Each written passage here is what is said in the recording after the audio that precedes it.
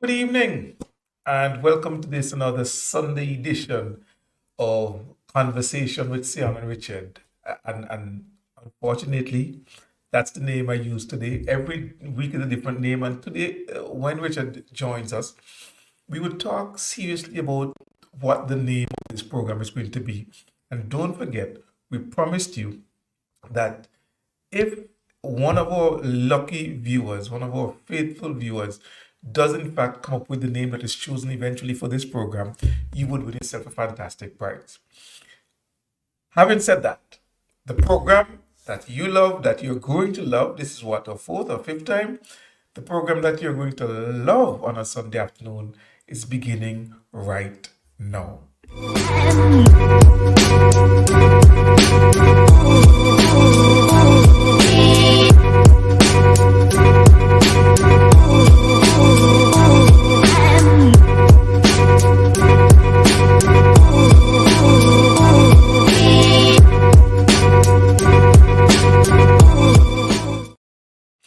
And yes, so we are back for another Sunday afternoon with this program that I'm sure by now is growing on you. Um, and you just can't wait for Sunday afternoon to come. Thank you so much for joining. Let me say good afternoon to Kojo, and let me bring in my co-host for this program this evening and every evening, Richard Byron Cox. Richard, good afternoon, buddy. Hey, good afternoon. How are you doing, Sian? Man, Looking I did. slightly. I noticed you put on a white like me on the hair, so No, that. no, no, no, no, no, no, no. Hold on, hold on. You came Okay, on after okay. me, Hey, you, so you put in the toilet because I oh, was here first. oh, Okay, okay, boy, you good. just get Moving on. just so thin skin and so Yeah, yeah, touchy. yeah, yeah, yeah, yeah, yeah. Tin, tin, tin, tin, tin, tin, tin, tin, tin. And boy, and you're carrying on and behaving bad. What kind of thing is this, Jed? I mean, Actually, what's the going truth on with you? is, between the Anyway, two of us, between the two of us, there's only one of us who gets on bad, and that's you. In every respect of the word. yes, Whether it's on the again, radio, here we go whether again. it's in a Here we go party, again. from the time the music start to play, you start to dance and you gotta stop till the last pan knock, till You you know? sweat. So, how are you That's doing, good. buddy? I am good. Good afternoon to you.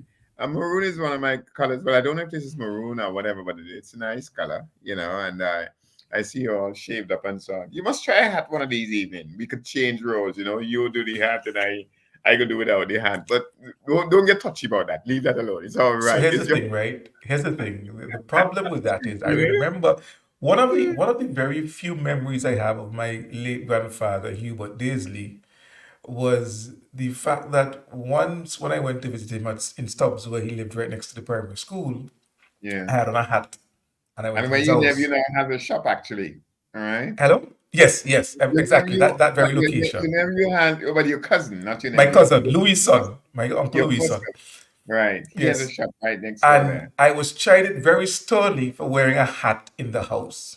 Of course, you don't wear a hat in the house, but Well, we're doing you a are in your house program. and you wear a hat, so, No, no, but we're doing a so program in the library, and as you can see back there, you can see back there, right? You can see yes, back there. wonderful, wonderful.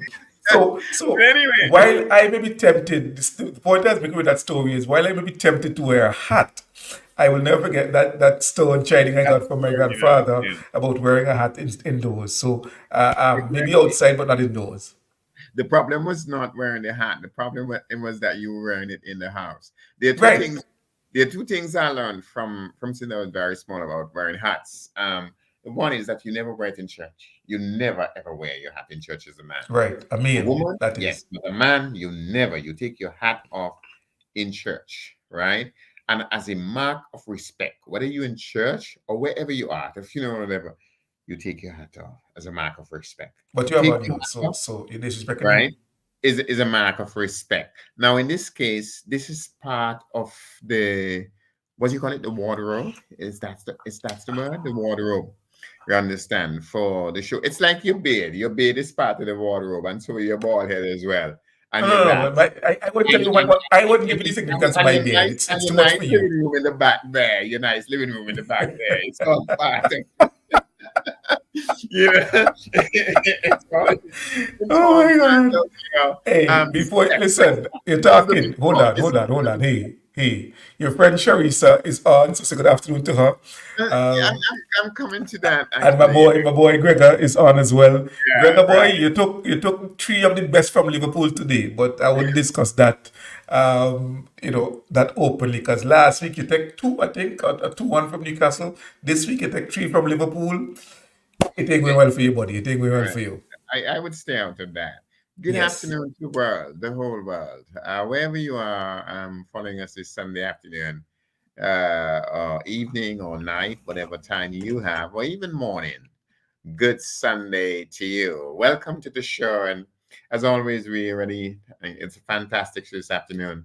I see Kojo Mason is loyal yes. soldier. I would always Loyal want Kojo soldier. in Miami. I would always want Kojo in Miami because whatever I know, the soldier is always there. Always. And Fisheries, you know something, Richard, the thing about Kojo, what I respect about Kojo, never mind he's the first to leave. As you know, when we live with Kojo, he's the first one out. He the he first knocked one out. out of the game, right? So He knocked out. he the first one out. Forget Kojo. Uh, But my respect for Kojo comes from the fact that Kojo, I think, in California is about 3 hours behind us in yeah, St. Vincent. And yet he's always there for morning school that starts at 7:30. yeah, Which means he has to be up anywhere between very 4:30, early. 5:30 Yeah, to be in tune with morning scoop. So you see that level of commitment, and like you say, he is somebody you definitely want in the army because he yeah. shows that level of I always commitment. want to be in Miami. I don't. But You, but is he? but He's a true patriot. only 1 foot here. Only 1 foot here. From the time things start, he gone. First man out But is Kojo. That's all. leave Kojo alone for God's sake, you know, man. Today is Sunday. Be kind to Kojo. Kojo is a wonderful brother. Be kind to my brother. Be kind to my brother. But yeah, I was saying, good afternoon to St. Vincent and the Grenadines at home and abroad, wherever you are. Welcome to the show. I'm with the General, the Marshal, Cian Marshal this afternoon. We always have a good show for you. I just want to say hi to Kojo, a loyal patriot of our country, a man who loves his country. Kojo's father, F.O. Mason, is the greatest space bowler the West Indies has produced that never played for the West Indies. Please believe that. And I could tell you the story about that. I see our brother, McGregor Lance Ellis, MA, is with us tonight. McGreg, boy, you notice he drinking high class whiskey. You notice that, right, Sian? Miss World is with us. Miss World is with us. Miss World, me and you aren't talking now. So as soon as I come home, we are No, talking. no, you notice Ev, who's there, Ev Right? has suggested a name, SNR show. Okay. To catch to it. We could modify it a little bit, but Ev, you would not believe that actually something came to mind, and I'll message you on the side. Something came to mind as you type that. I'm going to type it to Ev on the side, Richard. This is between me and Ev, not you. All Um, right. But yeah, let me see. allow me to greet the others, right? So Ev, good afternoon to you. It's good to have you along. It's really good to have you around. This Roberts name of yours, Evan B. Roberts. I have to find out about your Roberts path, right? Because my grandmother was a Roberts, and the trade union leader Cyril Roberts, right, was my mother's first cousin and her best cousin. So if you're related to Cyril Roberts, we might well be related. So let me find out about that. But I want to ask each and every one of you, Miss World, Pompey, Kojo, share the live. Tell everybody we are on because it's going to be a beautiful show as always. And as I said to you, the topics we discuss, if you have a particular question, as you know, I and CN will do our best to answer it. If we can't, we'll research it and get back to you. But as CN has explained, this is not his show, not my show, not me and CN show. It is your show. It is our show. It's about us, right? And so we want you to be part of it. Last but not least, we are CN at the beginning of September. CN is born in September. So his birthday is coming up. I think he will tell you this is the greatest month in the year. I don't know. I think he might say that to you, but it's his birthday. And Well, you said it, so I don't need to say it anymore. right, and a month from now, the next month would be St. Vincent's Independence. So you ain't telling them that. So you ain't telling them that you September as well. You're just going to gloss over that and pretend that we don't know because like you think I go just like how you boss it out. I go boss it out as well. So don't worry, it's all Right. right. And I think I'd leave that to CN, but Miss Moore and everybody else, right behind me, you could see if you look at my hat and just move a little bit, you'd see something there, right? But CN will talk about that sometime, and we'll have No, a so short. I want us to talk a little bit about that. Not in detail because we're going to have a full Yeah, very full program on that. But what's the concept behind the cover? Though? We could talk about this again in the um in the full program. But I mean, we could let the cat out of the bag. I'm one of the you sent me your manuscript even unedited for me to read, so I'm familiar with the book even before it was published. But when I saw the and you kept talking about the cover, but when I actually saw it, when you sent me the image, I was like, wow. I mean, I don't know if nostalgia is the correct word to use, but it really tugged on a number of strings. Could you reach down and bring it closer to the camera so that the folk could see it, please, yeah, Richard. yeah. Yeah, just give me a second. It's a huge book, Actually, here's what I actually. will It's do. quite a big book, and here it is. I don't know, right? It's quite a big book. It's a big book. I know what I will Uh, do instead. Go ahead, speak. right. So, this concept is what I call the St. Vincent I knew as a child, the St. Vincent CN grew up in North Leeward, the St. Vincent of Donkey CN, of bathing in the river, Mm-hmm. of roast breadfruit and roast coconut. You remember roast coconut, CN? I Mm-hmm. remember. Mm-hmm. Roast, you Mm-hmm. remember roast coconut? I remember roast coconut very well. Yeah, and roast sweet potato now. You remember that? And roast grindy. You pretend you don't remember those things, right? But but I wanted to capture our St. Vincent, that kind of St. Vincent. And Mm-hmm. this book covers actually 150 years of existence and 5 generations, right? Although it's about the life of the main character is Pauline Bramble. Mm-hmm. And so I wanted to capture St. Vincent. I wanted, as you say, CN, to see nostalgia. What you see in Discover CN are four things. One, the beauty of our country, the vegetation, the sky, and so on. Our poverty, how poor we were, but yet some sort of brilliance in that poverty, some sort of joy in that poverty. You know what I mean? That's the second thing you see. The third thing you see in this cover is how hard we actually worked. She's coming from the river with clothes on her head. Nobody carry thing on their head these days. You remember the word No, kata? not Ian? done. The word kata? Why is a kata? Tell them what is a kata. And we're not talking about the country in the Middle East. We're not talking about the country in the Middle East. Tell them what is a You kata. You know, remember what is a as, kata? as a matter of fact, Richard, years Asian, ago, before you go on, please, before you go on, have you yes, shared already, please? Because I have I to have share. shared. I have shared. Let me go to your page. Go ahead. Let me go to your page so I can share from your page I, because I don't know if years you. ago, I remember I was at a function, and I was doing MCing, and this was a long time. There was a function down at I think it was Kittle's Learning Resource Center. Mm, And Dr. Gonzalez was speaking, and I made a kata joke about the fact that my daughter was saying she understand why Dr. Gonzalez carries such weight in here because he gone for a kata. And I had to explain to her, no, no, darling, he ain't gone for a kata, he gone kata. I know what a kata is. I very much know what a kata is, Richard. I know what a kata is. okay. So yes. So I'm working on something right now. I've already shared. I'm working on something right now because you did put it up, but I am going to do this instead. Where are we?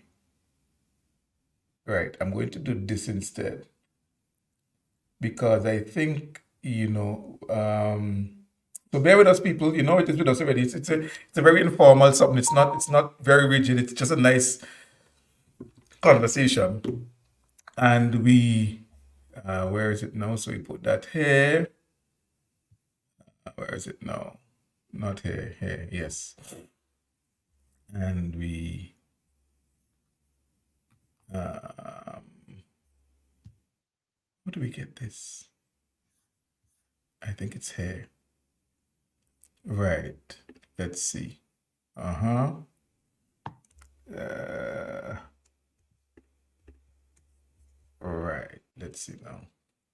Right, Richard. So I had asked you to put the cover up, and so what I decided to do instead is this, so that individuals can see what it looks like.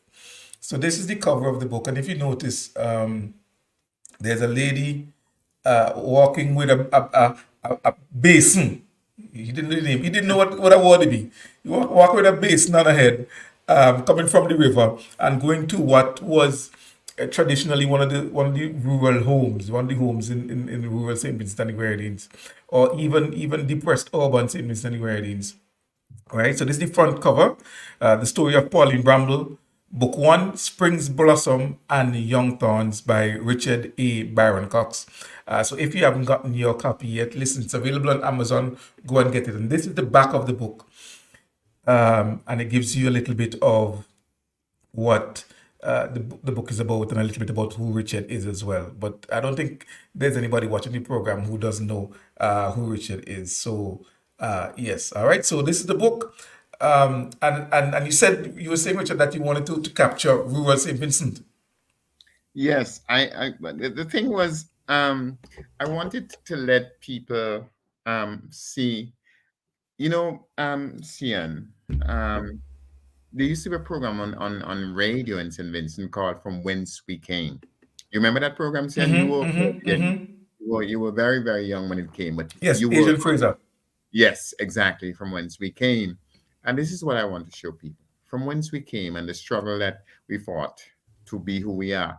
But this comes from this particular portrait comes from a direct moment in the book, if you remember, a crucial moment in the life of this young woman. This is when she comes home from the river, and the person who played the most significant role in educating her, her grandmother, she found her dead. I wouldn't say anything else. But if you remember the story, when she came back, and her grandmother's name is Mama Clarice. Mm-hmm, mm-hmm, mm-hmm, She mm-hmm. says, Mama Clarice, I'm going to hang out the clothes, and then, come in and we organize your lunch and so on. And her grandmother didn't answer. And she said, okay, she might be asleep. And then she puts down the basin, hangs out the clothes, and goes inside. And there is the old woman in her rocking chair, right? And she's asleep. But then she notes something. She noticed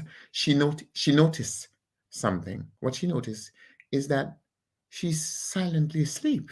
And the old woman always used to snore. So it struck her some. She You was got you going got into her that you bedroom. got that to the story. You got the story. I didn't No, buy, it's buy just a the little book yet. part. She was Okay, going into her okay, bed. okay. She was going into her bedroom, and she stopped because she knows something wrong here. Mama Clarice is not snoring. And so she turns back and goes over to her and says, Mama Clarice. And she finds out that she's dead. Yeah, And all of yeah. that unfolds. So I'm not telling this story, just that I'm just saying where A, that particular a little moment taste. All comes right, from. no problem. Yes. Let's say Yeah. let me say good evening to Polymango and Rochelle Bruce, who all joined us. And please, I always encourage you to share the program, share it so that others can join.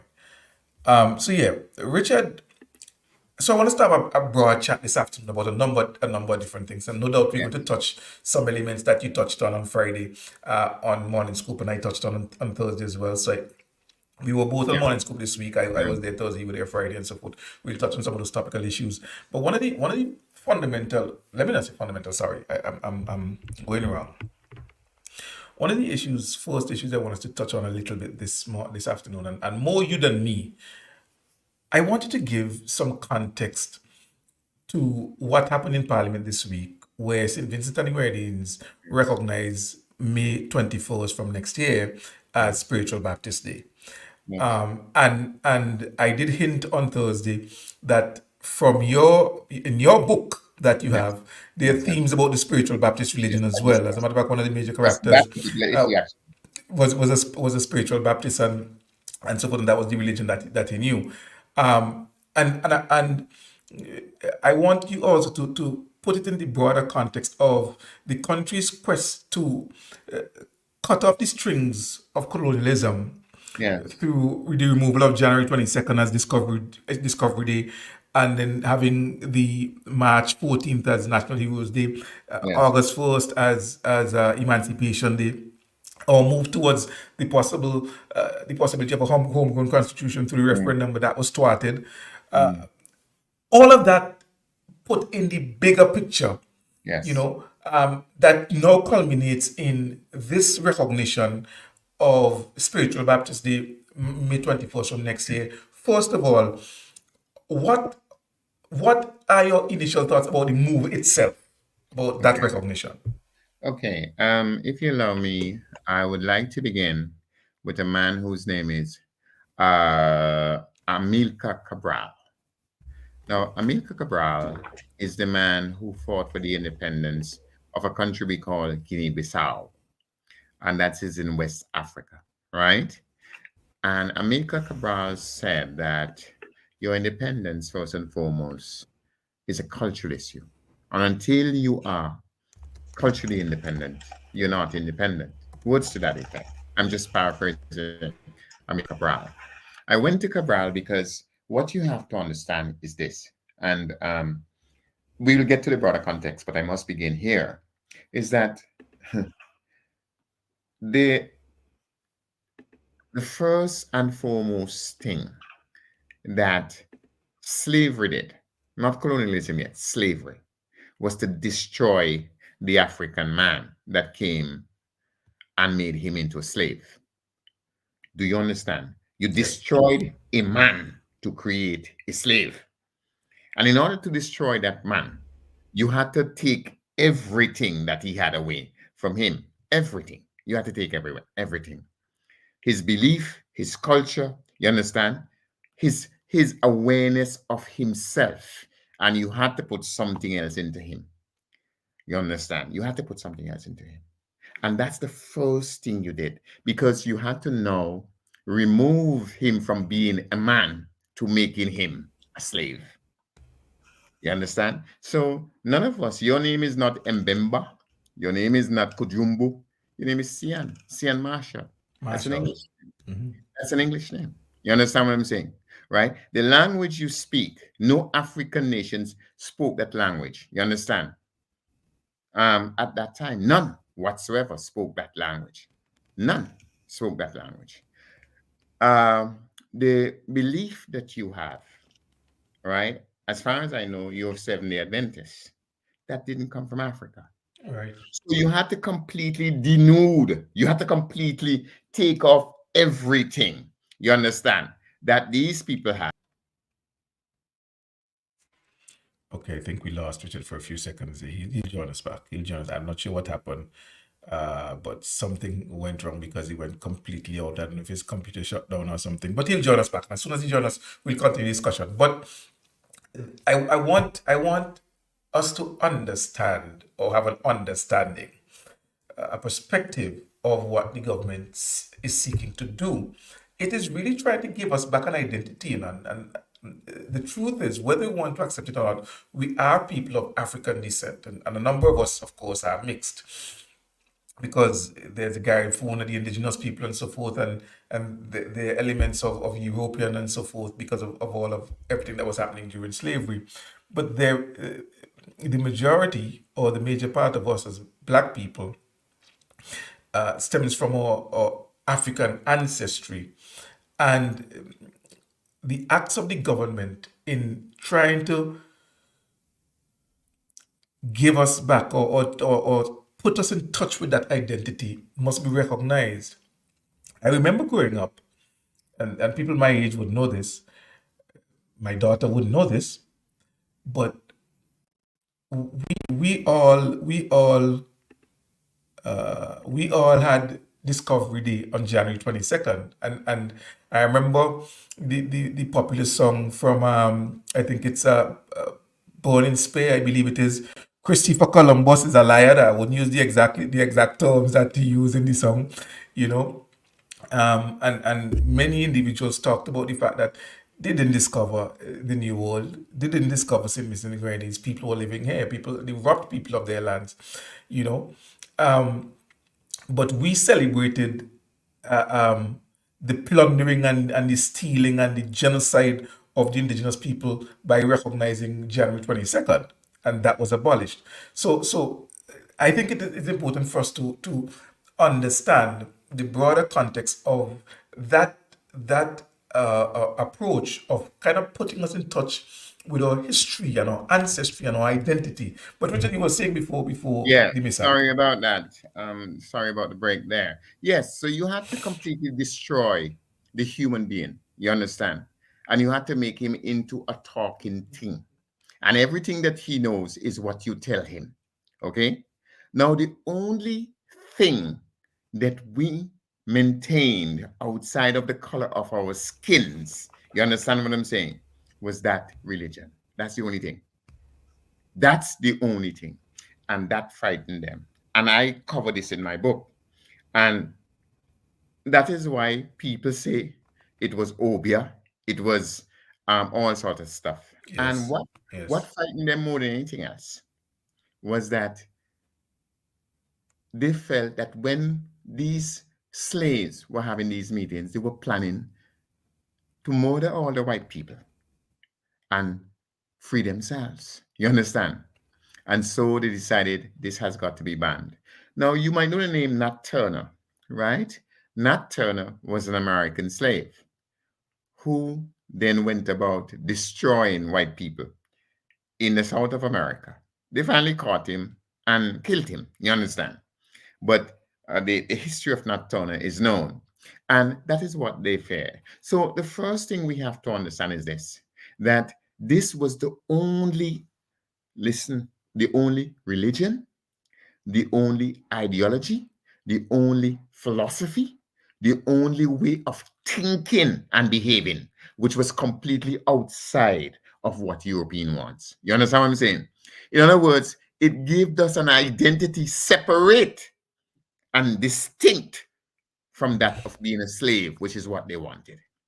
And Now, that, Richard, what I want you to expand a little bit more on this because one of the talking points that you hear a lot, and I'm going to bring in Haiti yes, into the mix, is that you hear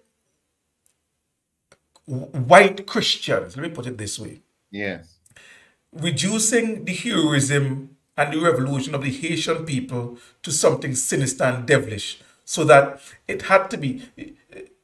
The reason why Haiti is in the problem it is in now is because in order for them to conquer the white and the European is because they made a pact with the devil. And so now the devil is running havoc over Haiti. And this is the reason, and it's all because of their religion, of voodoo, and so forth. Again, trying to attach everything negative, everything sinister, everything unholy, cultish, devilish to what that identity, that religion that was outside of European thinking. Never mind, you had situations like Jim Jones and David Koresh and so forth in the US with white religion and cult. The focus is on anything that is outside, as you put it, of the European identity and what the Europe wanted of its talking things in the region. yes. You see, now what in the case of Haiti, as you know, they call it voodoo. Now, what you had to understand is that Europe at the time was quite a superstitious place, you know, and they believed in something called white magic, right? And they saw this kind of thing as the opposite to it, which was black magic. And the thing about superstition is that people always believe that evil is more dangerous than good, and it's greater than good. You understand? And black, Interesting. no, seriously. Yes. And black was always synonymous with evil. That's why you have Black Yes. Friday. And if a Yes. black cat cross your path, what is going to happen to you? And so on and so on. And the market, which is not a good market, is called a black The market. black You market, understand? yes. And so on and so forth. You Yes. understand? You're So on a blacklist. you were always to run away from anything which was black because it was dangerous to white people. And this was black people's religion. It had nothing to do with their European business. You understand? This was ours. And what struck them, it wasn't just an issue of the heart, of the head. In other words, it wasn't a religion where you had this great amount of philosophical ideas, but it was a religion of the heart and the soul. And that is why we shake. And it was called shakers. You understand? Right? The shake, right? The walk spirit, because it came from the soul, and that frightened white people. Because white people sit down in church, and the most they might do is play a pipe organ. You understand? But everybody dead, you want to drop sleep. You understand? No, seriously. These are the realities that we have to understand as a people when we are discussing our history. And because, look, if you look at it, CN today, it is not an accident that the greatest dancers and so on are all black people. You understand? Break dance and everything else, and all great popular music is created by black people. But when you listen to what they call gospel, and you listen to rhythm and blues, you understand, right? You understand that the average black man is a jazz man in the mind. You see, because it comes from the soul. So what happened with the Haiti situation was that this was a sort of revolution which brought with it not just the issue of color, black people against their white slave masters and so on, but brought something more significant, more fundamental, a spirit of the people. And that is what we must understand with this religion. It is not something enforced upon us. It is not something that we have to try and understand. We are It is not back and we are joined by our that Right, that right. that we have to try and create. You understand what I'm saying? It is something which comes naturally out of us. Listen to me, Sian. Think of it. Them people beat we, they destroy we, they kill we, and so on and so on. And people were willing to risk their lives to practice this religion, to to go to jail to practice this religion. You understand what I'm saying? Because it was in our soul. But it was the first, this is what you have to understand about this religion. This is what is crucial about this religion. It was the first sign of us liberating ourselves, as Marcus Messiah Garvey said, emancipate yourself from mental slavery. It is not Marley said that, Marley is who put it in words in a song, but it's Garvey who said it. Marcus Messiah Garvey is who said it. Emancipate yourself from mental slavery. And this was the first true sign of us emancipating ourselves from mental slavery. It began in our minds. It began in our souls. It began in our hearts. It began in our spirit. You understand? And when people are liberating themselves in that way, Jesus, Lord have mercy, to conquer them is not a simple thing to do. A matter of fact, it's impossible. You understand? It's impossible. And so that is what happened. Now, you were talking about how that all ties in to our freedom. As I said before, that one line from Marcus Garvey says it: emancipate yourself from mental slavery. We began there. And that is where our emancipation uh, began, you know. And so, even the point here is that even before we then began to denounce all the things that you're talking about, for example, January 22nd, you understand, became a dirty word and we changed it. And then we have March 14, right? And long before all of that, we had liberation August 1st. But long before there was liberation, there was what? There was the spiritual Baptist. They call it Pocomini in Jamaica. They call it something else in Brazil. You understand? But wherever they took these people and trying to make them into animals, speaking things, you understand? They destroyed everything else. In my book, I discussed the slave from Antigua. You understand? Nenen. And it's there I discuss this whole issue that you're talking about this religion. And Nenen's father, who came from Africa, his name was Mbimba. They didn't tell him his name should be Nelson. And they call him Nelson. You understand what I'm saying? But with all of that, they could not take this spiritual movement out of these people.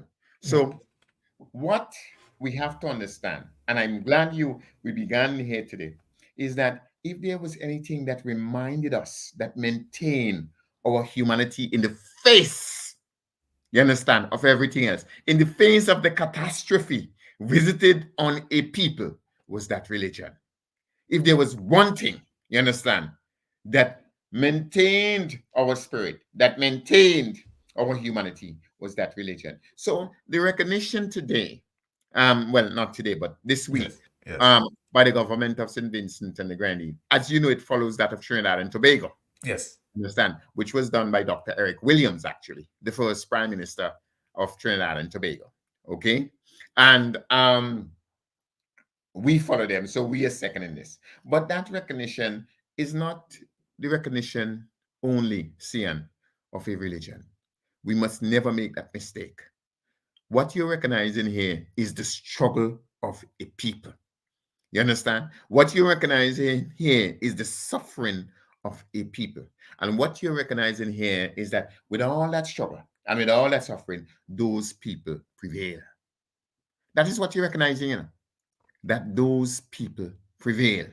And because they prevail, you understand, there is an independent spirit in St. Vincent and the Grenadines, an independent spirit in our people's way of behavior, in our people's way of thinking. Now, we could look at everything else um, that we have come through so far, from, as you said, getting rid of what was called Discovery Day and the nonsense that Columbus discovered anybody. The only thing that Columbus discovered is that he was lost. That's when he discovered him. Yeah, this man never left to go to America, or what we call the Americas today. He left to go to India. You understand what I'm saying? That is where he left to go to Asia. But he thought, which was correct, that you could sail west and then up east. You understand? And so he bounced into these things. The only thing he discovered is that he was lost. You understand? He didn't discover anything else. He only found out that he was lost. That is it. Now, outside of that, right? So we have come of age and say, but this thing is nonsense. And a cousin of mine, his name is Eddie Griffith, who was once a deputy prime minister of St. Vincent and the Grenadines, right? Was one of the men who were vehement that look, there is no, this is nonsense that they ever discovered St. Vincent and the Grenadines. St. Vincent and the Grenadines was always here, you understand? And there were always people living here. So that's the first thing. Now, March 13th, and the recognition of our first national hero. March 14th. March 14th, sorry. And the recognition of our first Now, before national you go to that, Richard, before you go to that, I don't want you to go to that just yet, because I still Okay. want us to spend some time on the spiritual Baptist religion Okay. and the Yes. struggles of a people, and I want you to comment a little bit on the role of two Vincentians. One of them, your very good, very good friend and mentor, and whatever you refer to him Final as, Campbell. Parnell Campbell, and also Robert Milton Cato. Yes. Both individuals had, at some point, significant impact on the movement, on the spiritual Baptist movement. I believe Milton Cato did some advocacy work for them, and you'll get into that. And I believe that P.R. Campbell was one of the persons to almost mainstream spiritual Baptist, because before PR it was seen as a nothing religion with don't see it people and so forth. And here you had somebody who was a minister of government, who was attorney general and so forth, putting on thing and tying up his head and so on, and associating with Mm. spiritual Baptism. And I believe that did bring some recognition in, well, or at least go some way, in my view, in changing the perception of the spiritual Baptist religion in the minds of some. So I wanted to comment on both, on the impact, however small or however significant, of those two individual leaders of St. Vincent and Grenadines, leaders in their own right, on the spiritual Baptist struggle. Well, before I comment on both of them, we have to go back one step. further, we have to go back to a man named Ebenezer Theodore Joshua. Okay. And Ebenezer Theodore Joshua was the first chief minister of St. Vincent and the Grenadines. And he led a political party called the People's Political Party, but he was a trade unionist. And he had come out of politics in Trinidad and Tobago. He had gone there and was more or less a student of Dr. Eric Williams, you know, the first prime minister of Trinidad and the first prime minister of Trinidad and Tobago. And it was Ebenezer Theodore Joshua who um, effectively changed the law because the spiritual Baptist wasn't just scorned and despised in our country; it was illegal. They could lock you up. You understand? So we must understand that point. So we moved it. Joshua moved it from being a illegal thing to being a legal thing. It was decriminalized by Joshua. You understand? But the scorn and the contempt continued. Okay. Remained, yes. Yes, it remained. And Milton Cato became the lawyer of that organization, of that religion. You understand? And he played a role in making sure that they have a sense of unity and organization if they were to challenge, you understand, the status quo. And that is what Milton's real role, apart from his legal work for them, I think was because they realized that we had to be united, you understand, if we are to confront the system and beat the system. You see? So I think Milton Cato's role here was important. Now, let us, as I say, one must never downplay Joshua's role because you see, whether for politics or otherwise, with Joshua, okay, the spiritual Baptist movement or the Shakers as they were called, you know, um, suddenly became prominent in the country as not only a religious movement, but as a political movement. You understand? It had some political influence because it tied into the trade union movement which Joshua led. You understand? That was the basis of his political party, the trade union movement. And a lot of these people, um, they were all part and parcel of his political party. So Joshua tied politics into the movement. You understand? People might not want to admit that, but it is true. It is absolutely true. And Cato, Milton Cato, I cannot second guess what Milton wanted to do and why he did what he did. But what I can tell you is this, that Milton Cato, um, as a politician, he became the leader of the Labour Party. And he also did a lot of work for them legally. And as far as I know, he did it all for free. But if you look at the objective reality, it would seem to me that because Joshua had already established that link with the people, you understand, and they voted for him, okay? Cato also had to do it in one way or the other. That's just the truth. Now, Parnell Campbell, um, where does Parnell Campbell come into all of this? Well, Parnell Campbell come into all of this in one simple way, which is this, that the NDP in some ways became they inherited the PPP. You understand? Because if you remember, in 1972, there was an election, right? And in that election, at that time, we had 13 seats. Six was won by the St. Vincent Labour Party, and six by the People's Political Party. And a man named James Mitchell, you understand, who CP would later call Jesse, right? Won an independent, won the independent seat, which was one Grenadine seat. He was the one who would change it to two Grenadine seats. You understand? At that time, it was only one, and he won it. And he negotiated in such a way that Joshua agreed that he will become premier. Mitchell, with one seat, will become premier. You understand? And the boss of Joshua, who had six seats. You understand? By the time Mitchell was done with Joshua, that was the end of Joshua. You understand? And Mitchell inherited, you understand, inherited a massive part of the PPP. Those are just the truth, Those are just the Right. facts. We need to know them. And once you inherited a massive part of the PPP, you also inherited what? The spiritual Baptist. You understand? Mm-hmm. Right? Now, Parnell Campbell was the greatest strategist the NDP has ever had. Nobody was better than him. You understand? But Parnell's mother was a spiritual Baptist from Barley. You understand? So Parnell grew up in the religion. You understand? And so his own religious faith tied into what? His political advantage.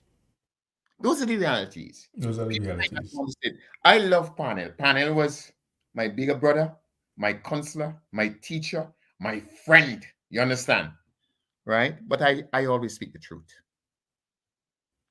He was everything. You know that. You saw me and Parnell, so you know my relation with Parnell Campbell. I loved Parnell Campbell. I deeply loved Parnell Campbell. But this was a moment when his religious views, you understand, was also advantageous, you understand, to his political, Political yes, to his ambitions. ambition. Exactly, to his political ambitions. And so Parnell became, right, the first politician outside of Joshua to directly identify identify with the spiritual Baptist openly. Joshua did it as well. Joshua was a spiritual Baptist. You understand? But Parnell put them on a pedestal. And he would go to their services, and he was actually a pointer. Yes, he was also a And he, pointer. and Yes, he yes. actually went and moaned. You have this thing when you on your knee and you say, Parnell Oh, Campbell actually yeah, yeah. Parnell Campbell actually did those things. You understand what I'm saying? But this was a moment when Parnell's own faith was advantageous, you understand, to his political ambitions as well. You understand? And so he made very good use of it in the same way that Ebenezer Theodore Joshua, the leader of the People's Political Party, did, you know, at that time. So all of that, you know, Yeah. Parnell, Parnell, as you know, it was Mitchell who came up with the idea. It was Parnell actually who came up with the idea that you have a minister of ecclesiastical affairs. Mm-hmm. It never happened before.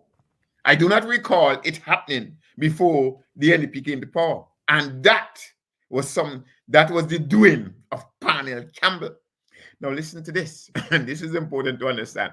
The same spiritual Baptist that everybody sees ignorant, backward, stupid, and so on, here was the country's probably most prominent lawyer. Its attorney general, its deputy prime minister, associating with that. But not only that, panel made sure that they had their chance on radio on Sunday morning. So Yes, the yes, whole yes, country yes, was yes, listening. You yes. understand? The whole Absolutely. country was listening to the spiritual Baptist. And the interesting thing is this. There are two things here. And I think a lot of people, I don't recall Prime Minister Gonzalez. It's not that he doesn't know it or anything. And that's not what I'm suggesting at all. But I don't remember him saying it. You see, for Parnell Campbell, the spiritual Baptist was a liberating force. You understand? A liberating force which identified his blackness, his Africanness. You understand? His history of slavery and struggle. But more than anything else, his history that the stone that the builder refused shall become the head cornerstone. You understand what I'm saying? And so he brought this downtrodden religion, you understand, to the forefront of religious practice in St. Vincent and the Grenadines. You understand? And the bishops that they have, who never went to any big university like many of the other bishops, you understand, in other different religions, are all seen as bishop this and bishop that and bishop the other and so on and so on. And today, They have Dr. Archbishop and all now too. Yes, but you asked me to deal with this, and I want to bring it home. Today, listen to this. Everybody, including our own prime minister, treat these people with ultimate respect. It is the first time in a million years that the opposition voted with the government. Yeah, Yes, that's what yes, I mean. yes, The yes. opposition voted with the government. And you had the great Israel Bruce confessing that at 11 years old, he accepted Jesus Christ as a savior, as a spiritual Baptist. Yes, You I know? did notice, and that was a moment I think that's worthy of history, that there was unanimous agreement Yes. in the House between opposition and government in terms of the recognition of the struggle and the recognition of the day on behalf of the struggle of the people, and spiritual Baptist Day. So that I think is worthy of recognition and repeating. And I wish that for other substantial things that require togetherness, I wish that the opposition can act in a similarly mature way and agree. Although sometimes they do tongue in cheek where they might say, yeah, I'll vote for it, I'll support it, but the way they back talk it, it's better than support it, because a lot of it is theater, and it's done for those who are listening. So you hear this one or that one rip into it and so forth, and that is what is out there, not the fact that there was consensus among everyone in the parliament. But like, for example, Richard, if you remember back in 2006, I think it was, when the motion was raised for constitutional reform. It was raised by the prime minister and seconded by the then leader of the opposition, Adam Eustace. So there are times when you see glimpses of maturity, but outside of those rarities, generally speaking, there's so much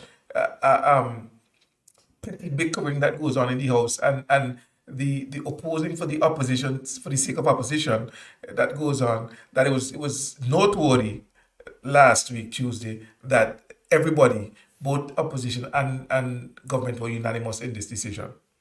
Yes, you see, but all of that is absolutely correct. But in addition to that, think of this, Ian. Think of this, that the same religion that was legally, chastised, stigmatized, ostracized, the parliament, the most powerful body, legal body in the country, sits down and unanimously say, not only that this was wrong, but here you are, your new day. You understand? And has given you a day in full recognition of this, in National Day, in full recognition of this. What we need to appreciate is this, that as a people, as a culture, as a society, and more so as a civilization, there are those golden nuggets within our culture that we don't have to take from nobody. We have to take it from, you understand what I'm saying, from England and Spain and whoever else, or the Catholic Church. There is something in us, innate to us, that wasn't given to them. You understand? And when that wasn't given to us by them, By them. understand? And when we discover that, we come to the great Marcus Garvey, emancipate yourself. So this was a day of true emancipation. This was a day of recalling the struggle and the suffering for people. A people in which, whether we like it or not, a catastrophe was visited on them. A catastrophe. You were locked up, and in some cases, not in St. Vincent, as far as I know, but in some cases, they were beaten to death. You understand what I'm saying? And there is this commonality of this religion, what it is Brazil, Jamaica, Haiti, St. Vincent, Trinidad and Tobago. You understand what I'm saying? And we could go on. There's this commonality of all of these people, that faith, you understand, could not die, did not die. So I want to bring it home, see, and allow me please to bring it home. In the same way, that is what our Constitution says. Whatever the future brings, our faith will see us through. You understand? That faith has seen them through to today. All That right. is something that we must understand. Thank you so much for that perspective, Richard. And I would just add something that you said earlier, the fact that our government has integrated this religion as much as any other. And so, at national functions, in the same way that you'd find someone from the Methodist Church or the Archbishop from the Anglican Church or from the Anglican Church, the Adventist Church, the Pentecostal churches, you'll also find officiating ministers from the spiritual Baptist religion, and they are afforded the same level of respect and reverence, for want of a better word, Of course. as any other religion. And I think that is offering them their rightful due, their due. Yeah. I should put it. And some may now question why the spiritual Baptist, and I'm glad we had this discussion where that was put into focus. That this is the only religion that identifies and connects with our heritage as people of African descent. The only thing that Europe didn't give us, and they fought tooth and nail to beat out of us. Yeah. But today, it is still surviving, still survives, and is as strong as ever. All right. Yes. Let me say, Richard, recognize those individuals viewing on our YouTube channel, and I Yeah. would love for them to just say hi on the YouTube channel so I would know, and shout them out. And I see Val saying hello as well. Val, welcome to the program. And please, as always, share the live and keep sharing so that uh, the program will continue to grow and more and more individuals can be a part of this Sunday afternoon discussion that we have, Richard and I, that are growing. We have good content coming out of this. We have Thursday night, we have Sunday afternoon. We never know. We're continuously thinking of new things so that information, good quality information can come out. And it wouldn't always be me, eh? It wouldn't always be me.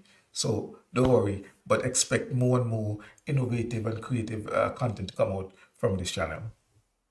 Yeah, and also let me join Sian in welcoming everybody. I want to ask you to please share, let people know of the program, and let them know of the discussion that is taking place here, because we are in depth, as you can see, but not highfalutin, to use a common expression here. And also, if you have a question, as we have said last week, Sian, and the week Yes, before, I yes, think, yes. if you have a question on the topic that we are discussing, or you want some clarity, please feel free to type it in the comments, and we will do our Absolutely. best to Absolutely. answer it, because the program is about you. It's part and It's parcel of, interactive and you can yeah, call. right, So and that's at why least for we have now, it. you could write a message. Yes, Yeah, absolutely. and that's why we are having 2 hours. Just to see this, Cian, as regards the spiritual Baptists. I don't know if people notice this, and I just want to bring this home, Cian. I think it's important. It showed a liberation in the mind that you didn't see anywhere else. They dress differently. You understand what I'm saying? Mm-hmm. You look at Mm-hmm. how they dress differently. They behave differently. Yep. They Okay, worship these differently. people will Mm-hmm. dance and they will shake and so on and so forth, right? That's the second thing. Thirdly, their feasts and things like that. They had a wake for the dead and things like that. You Mm-hmm. understand? Nine nights So, and 40 nine nights and so on. nights, and they serve Yes, cocoa and that kind of yes, thing. You yes, understand yes, what I'm yes, saying? yes, yes. Right? That was part and parcel of the whole thing. And then they had the practice of mourning. You understand? Yes. It was a complete different setup What about as the we. shouter? You know about the shouter? You Yes, see shouter? exactly. You understand? So I want people to understand clearly what we're talking about here. When we talk about, how special and how different, how unique this Mm-hmm. religion was Mm-hmm. or is Mm-hmm. as regards us, it definitely express, the feeling and the soul of Black people. I just wanted, Absolutely. I just Absolutely. thought that needed to be put into the mix. Absolutely, and you're absolutely correct with that, Richard. The uniqueness of the religion, and I think, like you said, it connects and identifies with us as a people, as it is as unique with to us. It is as Mhm. unique as we are, Yes. in our very existence, and I think while you know, generally speaking, like you said, it was the religion was treated a particular way because Europeans didn't want it to be accepted, and Yes, we were instead taught to accept white religion. yes, That everything is white is good, purity is yeah, white, and God is white, and everything good is white. Though my sin be as crimson, it shall be made as white as snow. So yeah, only white sin yeah. God like, Like, you know. So and I don't want to sound atheist, and there are people, and my mother would probably be very angry with some of the comments I'm making, but you have to acknowledge the racial undertones, whether it yes, was intentional or not. And I'm giving people the benefit of the doubt, although I know it is. You have to acknowledge the racial undertones of some of those things that comprise religion. right. It's not saying that you should not believe in God, or that there's no God, or what have you. I'm just saying that maybe, just maybe, we were given a version of God that was advantageous to the white man. That's all, Well, right? not maybe, not maybe. Well, I again, see. as I said, I'm giving the benefit of the doubt. Yeah, So let me give the benefit of the doubt. right. Cian, if you allow me, I just want to share something which I think you. It is coming out in the in the second installment of Pauline Bramble. As you know, this is book one, right? There are three more books to follow: book two, book three, and book four. And this will come out, and in book two or book three, I haven't made up my mind yet. But there, one of the things about the spiritual practice was that when you went mourning, you will get a vision, and Yes. you had to see that vision. You understand? Now I want to drive home something here, and seeing you don't know this because you're a little bit too young, right? I don't think you know it. But one of the most famous spiritual Baptists ever in St. Vincent was a woman named Miss Peniston, right? And Miss Peniston, she used to like she's strong room, right? And no, I mean, I am sure that Dr. Gonzalez, if he's listening to us, and Dr. Gonzalez, you could say good night if you're listening, I'm sure that he would remember this because he's a historian. He should remember this. But I want to tell this little short story. And McGregor, you're going to love this. And Val Tucker Baptiste, you're going to love this. And whoever else is on the live, please say hello if you're there. Please say hello so that we know you're there. But you're going to love this. Miss Peniston would go around preaching around the country, but particularly in Kingston, and she would bring these what you call them, these visions, okay? And she would prophesy things. I swear to you, Cian, I swear to you, I was a boy, and they dragged me into Kingston. You understand? I used to love it. I used to love it because that was the only time you got a chance, Cian, to be up late at night. Hmm. And they dragged me into Kingston, and Miss Pennis to listen to Miss Peniston preaching. And Miss Peniston says sudden death, sudden death, sudden death. You understand? And people listen to Miss Peniston. And she said there's going to be sudden death. 2 weeks later, Miss Peniston went to the bottom of Tongue Hill. I swear to you, Sian. Went to the bottom of Tongue Hill. And she says sudden death, sudden death, sudden death. 2 days later, if you go drive up Tongue Hill, Sian, nowadays they probably don't have it anymore. They used to have some big stone up there with chains. They chain them up.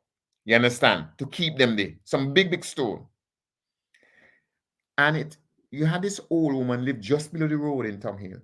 And she had two grandchildren who lived with her. And the mother sent for the children and was leaving the old woman by herself there. And that night, one of those stones broke the chain and rolled down that hill and landed on that house. The two children were sleeping next to the old woman in a bed next to her. It crushed the bed and them two children, and it didn't touch the old woman. People began to fear Miss Peniston after that. That is a true story. The details of it will come in the new book, not in this one. And for all who know, it might have been coincidence, but You understand? Yeah, Miss but Peniston bring people. no, but I just tell you a story. I wasn't trying to frighten I know, I anybody. know, I know.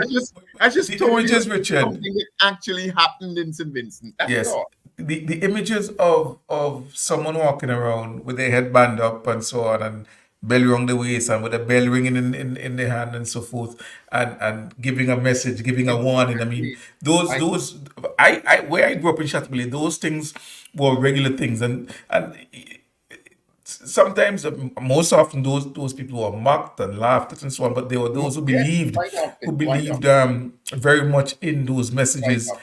that were delivered, those visions that were delivered, you know. But without doubt, the religion, whether you're from North Leeward or North Windward, whether you're from the south of mainland St. Vincent Kingstown, or you're in the Grenadines, you are familiar with it. You know it. You recognize it, and it is very much a part of our history as well as our present. And so, as we discussed it today, Richard, I really thank you. I really want to thank you for the information. Val says, "I know about this religion, but I have no clue."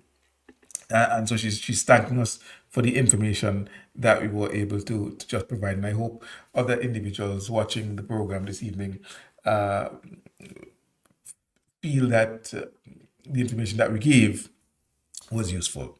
All right. Now, Richard, we move on a little bit, and I wanted to take time to really delve into this, and I'm glad that we spent some time in it. But I want us to look at, as well, about school. School should be opening in a phased approach.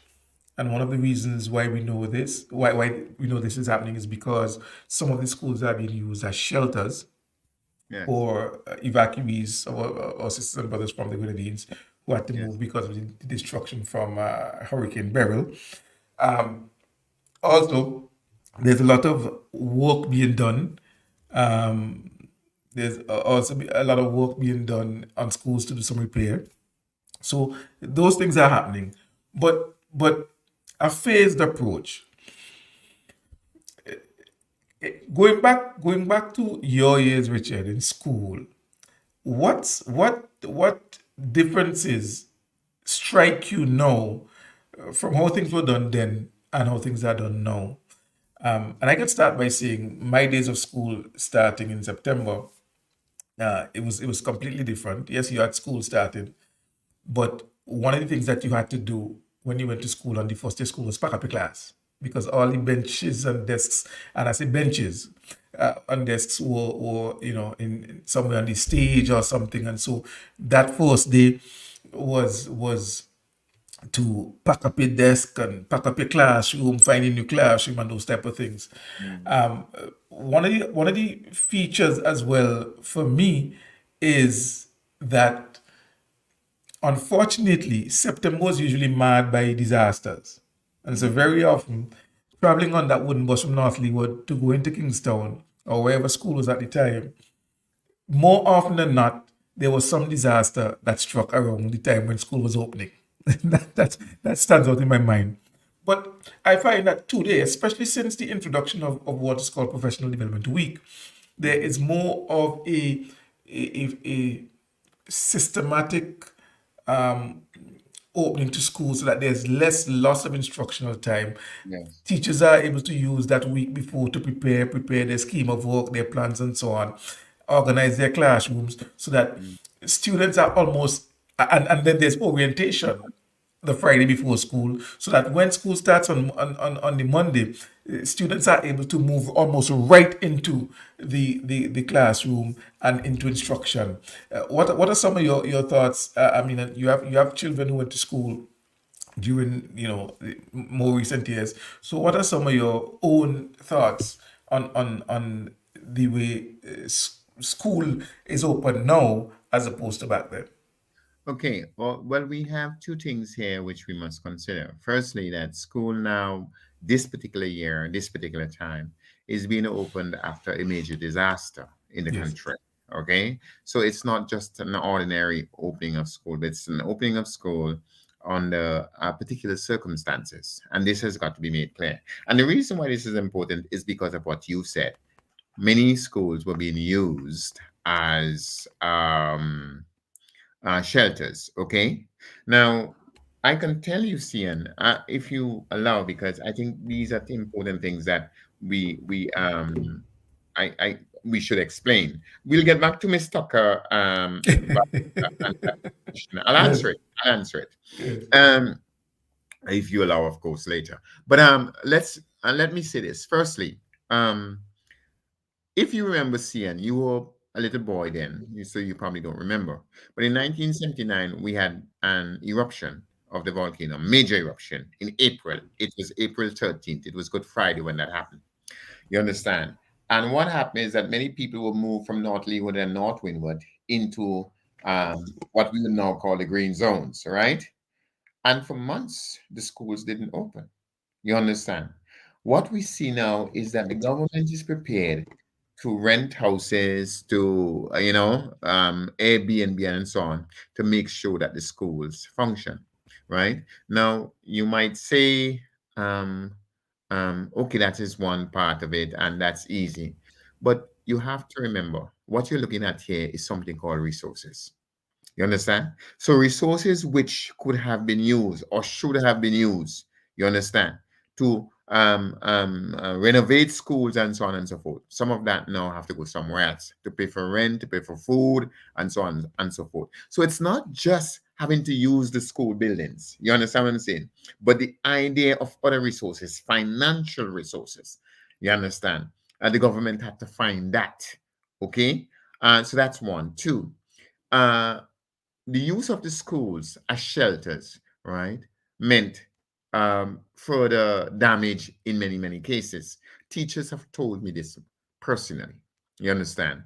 And so, apart from the rudimentary repairs, okay, the government had to do further repairs, okay? And so that as well hinders or affected the time when school opened.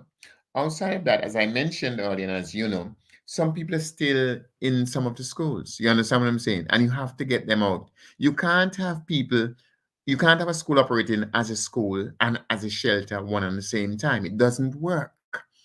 Okay, so I just thought that it is fundamental that we understand these things, that we appreciate these things in terms of discussing what we're discussing, how school is being opened, and when it can be opened, and so on and so forth, because all of these things have an effect on what takes place.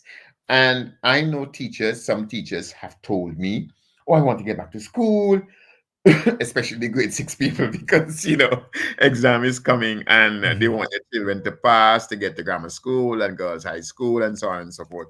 And so some teachers, at least three teachers, said this to me, that I want my school, I don't know, I want my school, and so on and so forth. But the reality is, Sian, that when you have a catastrophe, condition changes, right? Two things happen. One is emergency, right? Because it is not a normal circumstance, right?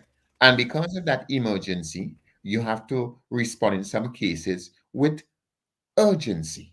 You understand what I'm saying? Mhm. Mhm. Right? You have to respond with urgency and using specific, unusual methods, strategies, etc., to get things done. So that is something that we have to appreciate. Now, outside of all of that, as you said, we have the Professional Development Week. I don't know how it is used. I have never been involved in it, so I can't speak about it. But what I do know are these things. One, if it is taken seriously, then it gives the teachers and the management of the school the chance to reflect, you know, and to see what they need to do this coming term. That is an important and fundamental thing. As I said, I don't know what happens, so I cannot speak about it in any detailed manner or in any professional manner. I really couldn't. But if it is used properly, from my understanding of what it is all about, okay, then it would give the teachers and the management of the schools the chance to better prepare for the reception, not just of the children, but the reception of the new school year in general. Okay, so that is one. Now, when I was a boy,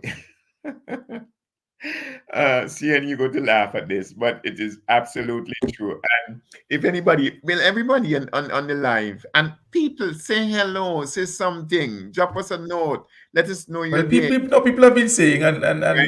they're there, they're there. Right? I asked those on YouTube to say something, but nobody on YouTube saying You anything. But know? the people I'm seeing them there on YouTube watching, but Okay. I have a pretty good idea who they are. But Okay. yes. Right. But you might laugh at this, Ian, but you know, the greatest preparation at the time for us going back, especially in September, was a psychological preparation. More than 18 years, you know. Mm. Yes, they prepare you with books and so on. But there was this psychological thing that it was a new term and you're going out the brand new and so on and so on. Yes, yes, yes. And believe you me, Cian, I don't lie to you. In those days, we had only one radio station. It was called WIBS.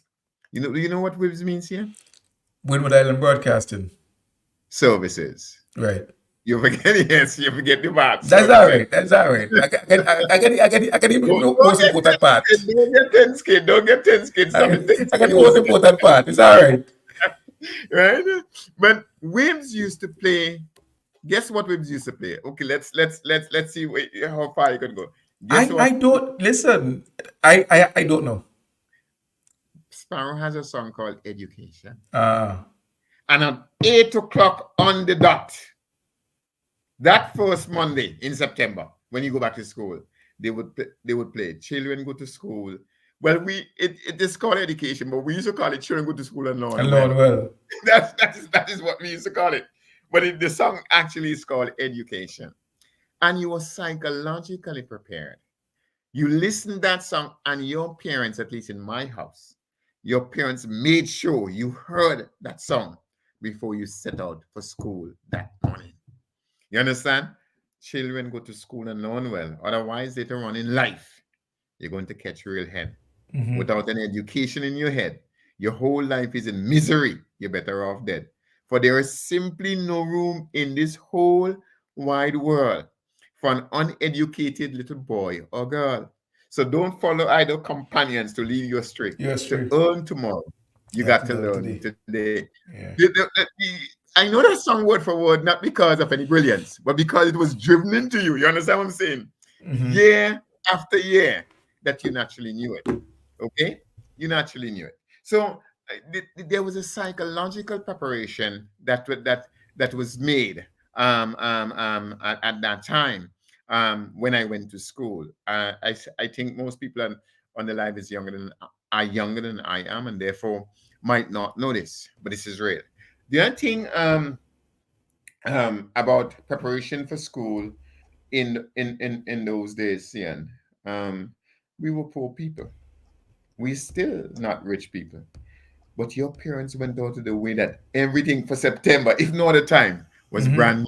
You understand what I'm Hmm. trying Hmm. to do? Hmm. They Hmm. give you the best book New bag. bag, new boots. Yeah, and see, and you might not remember this. I don't know if you know about this, but in those days they had a shoe shop named Bata in town, Bata. And we used to say we're going back to school in Bata old shoe, going back. No, seriously, yeah. So you asked me to discuss I this, remember Bata used to be in Middle Street there. I remember Bata very Yeah, well. yeah, exactly. Oh, you know what I I remember Bata very mean? well. Yeah, yeah. So you're going back to school in but the old shoe. And so your parents went out of their way, to prepare you. What am I driving to see? I'm driving to one simple thing that from primary school, it was driven into you the importance of education. This was not a game. You understand? This was not something to play with. Do not play with your future. And everything was done from the radio to your parents to the teachers to the school. Everything was done to make you understand the significance of this. I don't know what is done these days now. I cannot speak because I have no young children that go to school in St. Vincent. My youngest child is here in Germany, as you know, CN, right? And my other children are grown. And so I don't really know what takes place.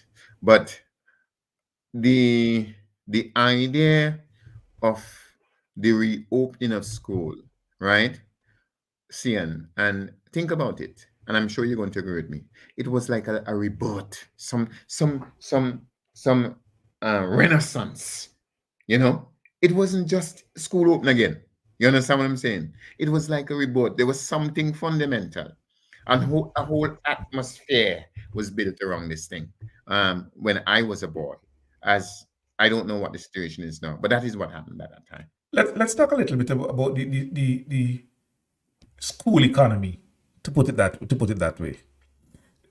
One of the We know, for example, that transportation as a Mm, stakeholder is impacted significantly when school is out. yes.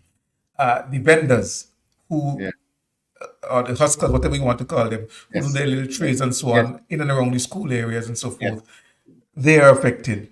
Yes. The stores, Yes. the week before school, you know what is happening. Jackson and the others are opening on a Sunday. Yes. Um,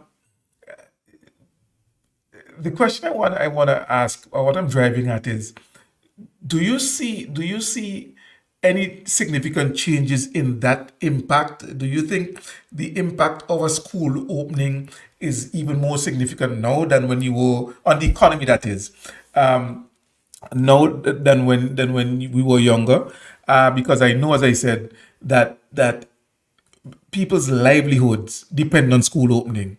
I Yes. always I always joke or look serious and say, I don't understand why van drivers refuse to pick up school children, because when school is out, they suffer. I Yes. mean, they really suffer. And again, as I said, the same thing. If you go up past prep school area, on Mm. any school day, the number of individuals you see outside prep school and Yeah. Thomas Sanders and grammar school and so on with trees, I mean, it's people's livelihoods. So there's clearly an economy around school and the opening of school. Do, did From your own assessment, do you think that existed then, and how much more significant do you see the actual school period being to economic growth and or economic activity? Okay. I think it's a very, very interesting thing. It's a very, very interesting take. I must say that first before I share my view. It's a very interesting take in all honesty. Firstly, as regards transport, it's a fundamentally different thing. You will remember seeing, you personally seeing, you came from North Leeward, but you didn't take a bus every day to come into town. No. Your mother find some place for you to stay in town. Yes. You Yes. understand what I'm saying? Yes. Now, that doesn't happen anymore. Children basically travel from home to school every day. You understand? And they have to pay for it. You understand what I'm saying? They have to be space. They have to be buses to take them. So I think that is clear from the transport standpoint. Okay, that is very clear. Secondly, But before you you, move up, and I think I want to add this because this is significant as you raise that. What is significant, Richard, is that back then people went to school in their communities. mhm. So the movement of individuals from outside of, when I was in Northley, when I was going to St. You went Martin's, to a school, the a number primary of the school. majority of people from Northley went to Peterbilt School or Trinity School. Yeah, right. Okay. That the people who went to St. Martin's and grammar school and so forth Mm, then were a handful of people. mm-hmm. Yeah, Now you have a lot more individuals from North Leeward from coming out of Pichu School, Plant School, Chumuka School, Westwood, Rose Hall, Spring Village, those six primary schools in North Leeward, you have a significant number of students who pass the common entrance and are moving out of North Leeward on a and daily basis, like you made the point, to come to Kingston. exactly. So that's also a very Yeah, significant something that we might have missed. yeah. But I want to continue on the transport part. It's just Now, transport, exactly, because they're yeah, transported every right, day. right. And the transport economy, this is what happens here. A significant number, if not most, teachers have their own cars these days. You understand? At Yes, that time, the time you were asking me about, that wasn't the case. You understand? They either walked or they took a bus or something. you're right. But a significant number of teachers have their own cars. That means another economic thing. You're buying gas, you understand what I'm saying? And so on and so forth. Right? So that must also be taken into consideration as regards economics. Don't fool yourself. That is real. That is real. You go to any school and you see amount of cars parked up out there. Everybody driving car, Yep. teach, man and woman. Correct. Correct. You Correct. understand? So from the transport standpoint, that's the second thing that you must note. The third thing, CN, I don't know. Long time days, your mother might take you a banana. I don't know what. You take something It's, to go. or you pick a mango. You yourself pick a mango or some plum. Yeah, Oh, even you remember something called mamsi pot or something Mapsy like that. boat. Yes. All, Yes. all of Yes. those, all Yes. of those Yes. sort of stuff. You Yes. understand what I'm saying? Some plum rolls or whatever. But nowadays, everybody give their children money to buy snacks. And that is why you have all these trays. Most schools, primary schools, would have a tray or two outside Sian. That is the reality. Because parents now give their children some money to buy their snacks and so on. And that in and of itself is another economic activity taking place there.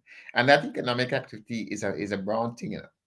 It's not a simple thing in that. In other words, even before the children buy anything from the trays has got to be filled up or Yes. filled up with either sugar cake, with corn, God knows what. But it has to be, and that have to come from somewhere. You Yes. understand what I'm saying? So that whole thing where people now give their children monies to do that kind of thing, right, is another crucial part of the whole economic story as regards school.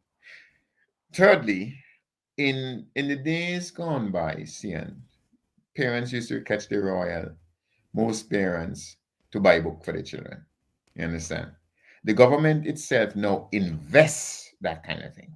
You understand? And so buys books, right? And children are given those books, right? Again, it's another economic activity which at this time now is sponsored by the government, right? Fourth, And we know, I think it's important, Richard, yeah, before anybody come for me, let me make the point that the book loan scheme was something that was started by the by NDP by administration, administration, by yes, and of course improved significantly as time went by the current administration, but started yeah. absolutely It was started by the New Democratic Party. And by I think it's animals. important that I make that point because I agree with people are very sensitive about ownership, and so let me give them their ownership. Yeah, but you and I were not talking about this economic from a governmental standpoint or party political No, we standpoint. won't, but We still, were just talking about it generally, and we didn't yes. mention anybody, right? I only mentioned the government because that is what the government do, and I'm glad that you did that. It didn't matter whether it was NDP or ULP; it was being done. Okay. Now, it is it is something that I think a lot of us sort of fail to see or don't understand economically, and I'm sure you and I would expand on it now, is the school feeding program. Mhm. All these people now go back to work to cook food, etc., etc. Well, I wanted to make the You point, understand? Richard. I And want to make the point. To yes, you remember that, because this is connected. I want to make the point that a lot of schools now have tuck shops, yes, you right. know, Um, to capitalize on the fact that parents give their children money, and yes, that goes into the school feeding yes, program and yes, kitchens that are well yes. staffed. Yes, right. But you have a lot of schools with their own kitchen where they cook, the food for the children and so on. And these people are employed to do that. That's their job. You understand? But the food has to come from somewhere, see, the rice, the chicken, wherever it is, it has to come from somewhere. You understand what I'm saying? To Mhm. provide for these children. So again, that kind of economic activity. And I really like how you frame the question of the school economy. Yeah, school Or economy. the opening of school economy. I really like how you because it puts a kind of perspective. You understand what I'm saying? To the whole thing. So you have that where children are now being fed and so on at school and taken care of from the standpoint of meals. Okay. You know something, Richard, if I may, and Yeah. I keep interrupting, but it's all a part of the discussion because, again, I do consider it a part of the school economy, because without school, those sectors die essentially. Mm. People who have the trades. Let me tell you something, Richard, and I hope I don't forget what I was about to say. When COVID struck, I met a lady in from Pittibidel who was selling cornfish to the Love Box program. And Yeah. she lamented that her what she did was that she sold at school. And with COVID and no school, that completely killed her livelihood. Oh my God. So now, but what happened now? She was creative. Her children were now homeschooling, and so the children would now go and fish, and she would then do corn fish, and she was able to now sell the corn fish to the Love Box Okay. program. You know what I Okay. mean? There you So go. there is a complete, a total, full economy that Yeah. surrounds and exists because of school. And whenever there's no school, Yeah. that doesn't Exactly. exist. Full No, stop. and that is Right? why I like the way you framed the question, because it then allows for us to flesh out this in a clear and precise manner. Yes, I was just going to read that. I'm glad you put it up on the screen. And I want Right. to thank Miss Val Tucker Baptiste for what she has done, and everybody else who has contributed to the reopening of school and so on. I see a note just above Val from Miss Lydia Pope. She says And she she was plays, talking about this song that you were talking about, and she says she education. plays education for her students at Yeah, school. So so the point I was making before I brought yes, that analogy regarding the opening of school, Richard, is that, you know, okay, like it's slip me now. Okay, go ahead. It'll come back to me. Go ahead. yeah. So as I said, the economics of school. Now there is a part of this economics which is uncomfortable for some people, but we have to say it.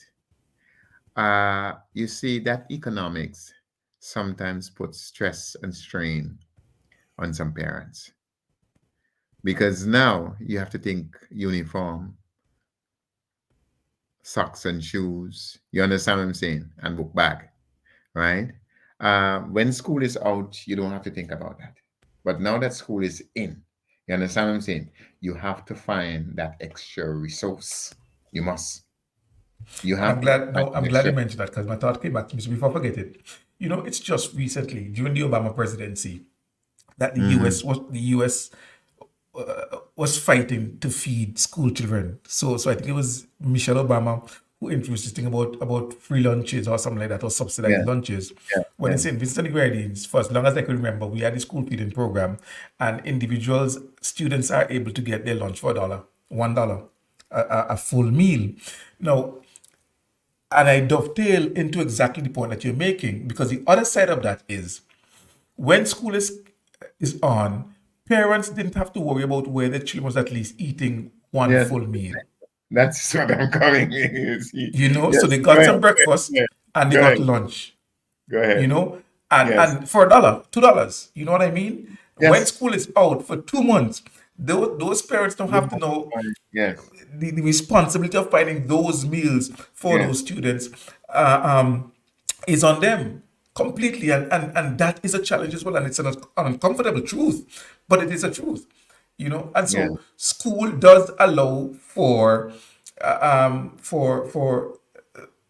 that safety and security of the students in terms of nutrition, and as something that it's not in line with what we're discussing, but it's also a part of it that students are also able to escape yes, elements of abuse and so forth that they may be experiencing at home as well.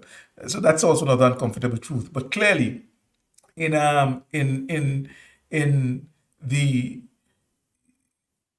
as we look at the whole economy around school, yes, we factor in mm, all of these things, including the fact that students are yes, able to eat almost for free or heavily yes. subsidized Yeah, through right. the school feeding program. Actually, And Lydia talked about the Zero Hunger Trust Fund that does yes, a lot more than that. It also offers like assistance for book bags and school supplies and yes, so on as well.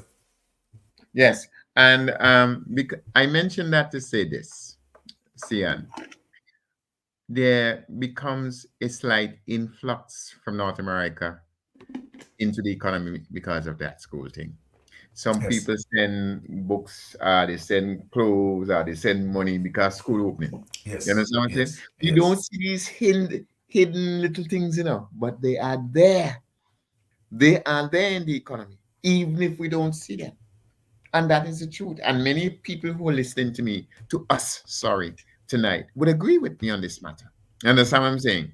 That this is what actually happens. You see? So this little facet of the economic activity is not It's not s- little at all. It's actually a yes. significant facet. you know, it's not really seen by many. Now, a question I want to ask you, Cian, and is something I think I would want our government to look into, is how does the reopening school affect the labor market? In other words, people who are in secondary school and doing A levels, when school is out, they might be working someplace, Right. not Right. much money. You Right. understand what I'm saying? Right. But they might fill in here and fill in there and do whatever. Now school is back in, so Right. they leave their job. That is a part of this school economy business that I am not qualified to speak about. But what do you think about it? I'd like to hear your own view. I absolutely agree. People get part-time employment. Um, people, young men might do some form of trade. Yes. I know, for example, when you have the road cleaning program, quite a number of students are Yeah. engaged in the road cleaning program as a form of getting assistance with their school supplies for the upcoming term. You see students at supermarkets and so on bagging groceries. Some of those Yeah. students, depending on their level of maturity, may be able to maintain those part-time jobs on weekends and so forth when the schools start. But students move into different areas during the long vacation, and so there may well be an easing in terms of the labor market during the vacation as students move into part-time employment, and then when school starts you would see that drying up, and people now business places are now forced, as it were, to look for more full-time employment, which, Yeah. as you would suspect, puts different responsibilities and obligations on them for full-time Yes. employees, NIS and different things. So I have no doubt that it has an impact. And I'll say this even further, Richard. There is Sunday shopping twice a year in St. Vincent and the Grenadines. Christmas at Christmas school time. and when school At school. opening. Yes, So I mean, yeah, the fact that it's being compared to an activity of Christmas gives you an yes, idea of the economics generated for the opening of school. yes. Asian, I can tell you for a fact that I know this for a fact. For example, my gate. When my gates needed um some fixing and so on, my gates at my home in St. Vincent, right? The guy who does it, his son was on holiday, school was closed. He sent his son to do it. Usually he would send one of his, but he sent Yeah. his son, and the son Okay. did it. You understand what Okay. I'm saying? So Right? so so so so did his son Bill Gates or he named Bill Gates? Which one? you know, but, but outside of that as well, I can give you another example of my own home, where something else needed to be done. And this person sent two of his children who were on holidays, and they did a perfect job. You understand what I'm saying? Outside of that, he would have sent someone else. You understand? So this is not something I'm fully au fait with, so that I can talk with in great detail as regards the school economy. Now, we are talking of the school economy as regards the opening of school, right, in September. Okay, Yes. and we know, yes, and we know this time is a time of books and new books because they're going up to new classes and all of that. So all of that ties into the whole mix of this economic question. And whether it is the government that is providing the books or the people, the families buying the books, this is real. And this is probably the most, I don't know, this and uniforms and shoes, socks might be the most fundamental part of this whole economic equation. What is your own view? Well, the books are a significant part because books are expensive. As someone who Hmm. just published a book, you understand the cost of publishing Yes. a book, Oh and my so God. those books aren't Yes. cheap. Yeah. And Oh. so, even Oh. though, for example, the book loan scheme allows secondary school children to get the majority of their books on loan for I think it's $50 or something like that, you know, for the year. There are Yeah. some books that aren't available on the scheme, and Hmm. so the students have to go and purchase those books, and Hmm. you may need to buy two, three books, four books, and those Hmm. books may cost you a couple $100. Hmm. There's no book loan scheme for primary school. And so parents of primary school children bear the brunt of that. And I know Hmm. someone who had, my daughter is in university now, but about 7 years, 8 years ago, she was in a little bit more than that. She was in primary school, and I could easily spend a couple $100 on textbooks Hmm. for a primary school student. You know what I mean? Yes. So that so that the books, the books aspect of it is a significant part Yes. of that we can capture. And yes, there's uniform, so you look at maybe two overalls for a young lady, three overalls for and five blouse. You have their games uniform, you have their Yeah. game shoe All of and that. their school shoe Precisely. and those type of Precisely. things and so on. So there's a lot of that has to be done for from the parent standpoint. But like we were saying, the economy is so wide because when you look at the direct aspect of it for Yes. school, where parents spend and the government spend, and it's direct, that's one aspect. The Yes. indirect aspect, where now the ancillary services that support education, Mm. transportation, food, and all of those things are also quite extensive and sometimes do not get the aren't on the limelight as they ought to be, Mm. but they are significant. From September to December, individuals with trays and the guy who pushes a Mm. snow cone cart and all those things, and who sell bread and chicken and all of those things have jobs for those couple of months. And Yeah. those 2 or 3 weeks during December when there's none, they have to find some way of supplementing that income Yes. because the school Right. isn't there, you know? Right. And there is one other aspect of this economics that we probably want to take lightly, but we shouldn't, in my mind, is the services that are provided for cleaning up the schools. You understand? When school Yes. is closed, these people don't work anymore because there's no need. But once school is open, then they have to come and clean, probably daily, every 2 days. I do not know, but this is for sure.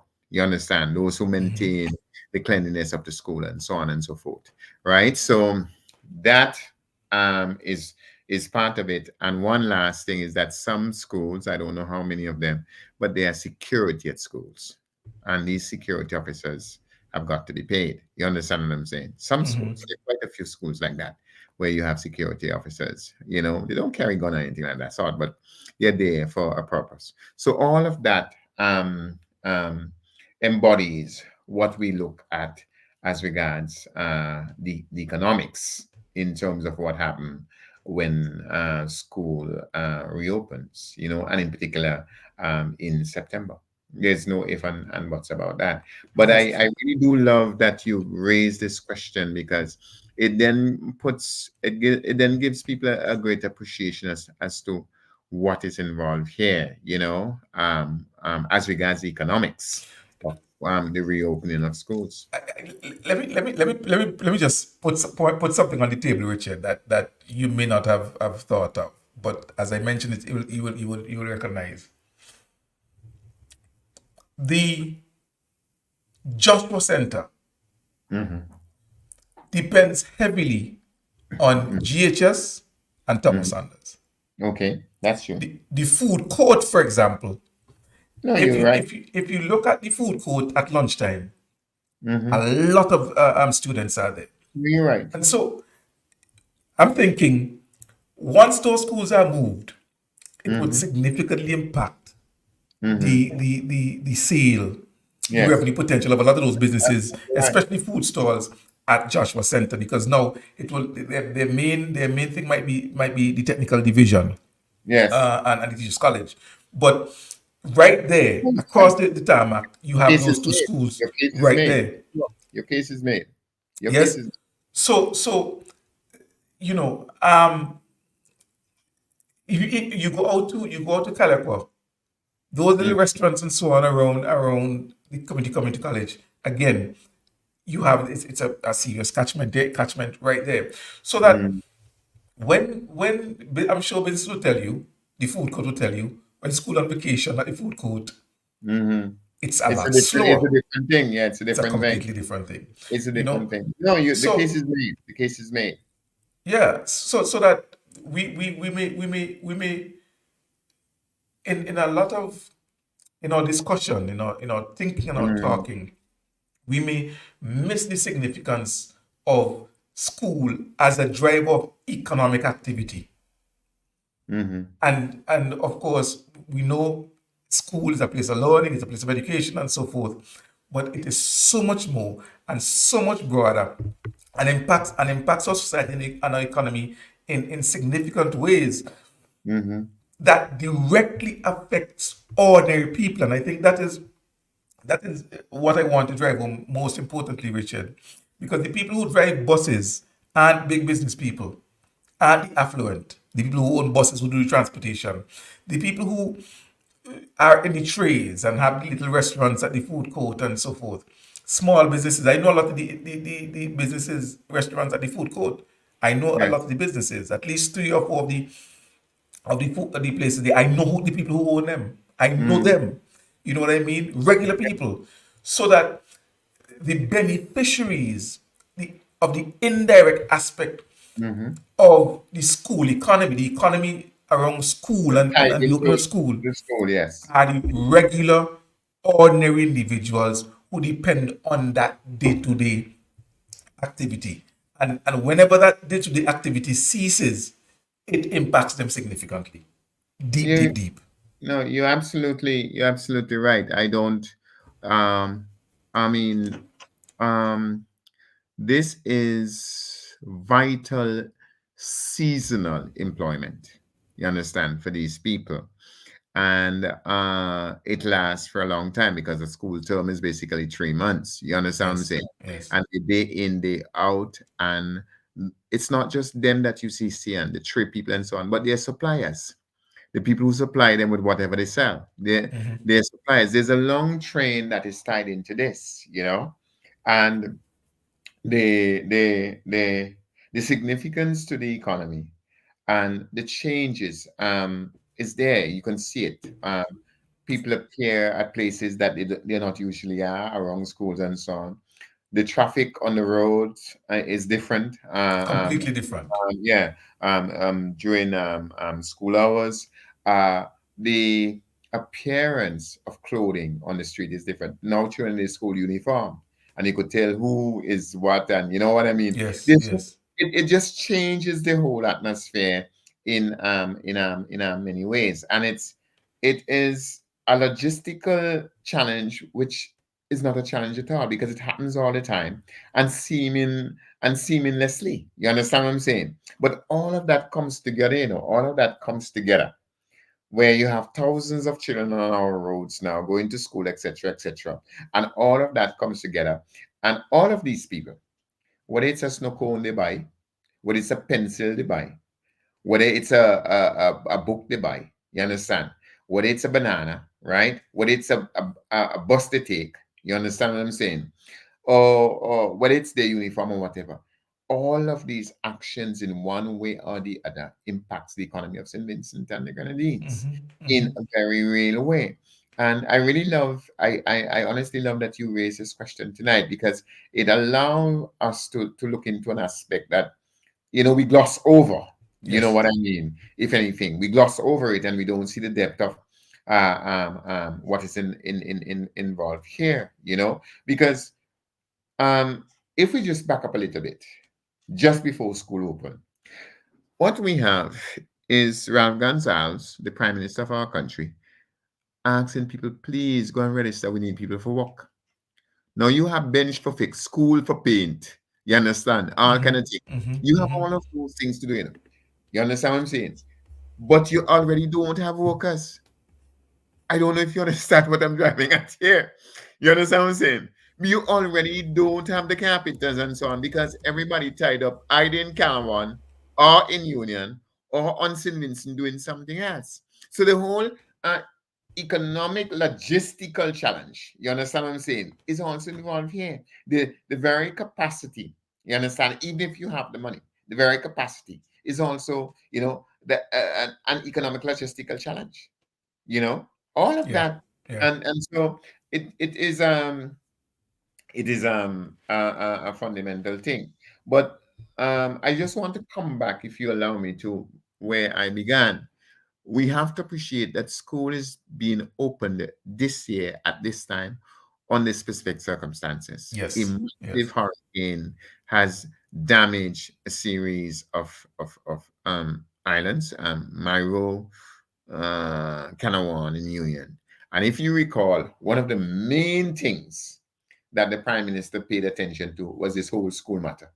How are we going to deal with the children? You Yes. understand what I'm saying? Yes. And even some people saying, they have to remain in union and we want children to go school in union and all kind of stupidness. You understand what I'm saying? Right? And so this was a major, major, major challenge. But we have to look at it within the light, Sian, of what you were talking about, the economics. Let me be clear, right? Everything mash up in union. Everything mash up down there. You understand?